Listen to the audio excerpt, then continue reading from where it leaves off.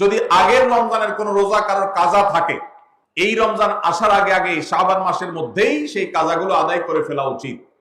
আম্মা জান আয়েশা রাদিয়াল্লাহু তাআলা আনহা বলেছেন, নারী হিসাবে রমজান মাসে যে কয়েকটা রোজা ভাঙতি পড়ে, নবীজি সাল্লাল্লাহু আলাইহি সাল্লাম রমজান পরে পুরো সময়টা তার কাছে থাকার কারণে তিনি সেই রোজাগুলো রাখার সুযোগ সেভাবে পেতেন না। স্বামীর হকের কথা মাথায় রেখে রোজাগুলো রাখতেন না।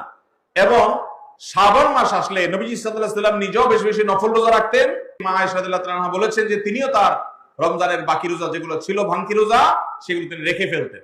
এই হাদিস থেকে বোঝা যায় রমজানের রোজা যদি কারোর কাজা হয়, পুরুষদের অসুস্থতার কারণে হতে পারে, মা বোনদের মাসিকার কারণে হতে পারে, তাহলে সেই রোজা যত দ্রুত সম্ভব আমরা কাজা করে ফেলবো।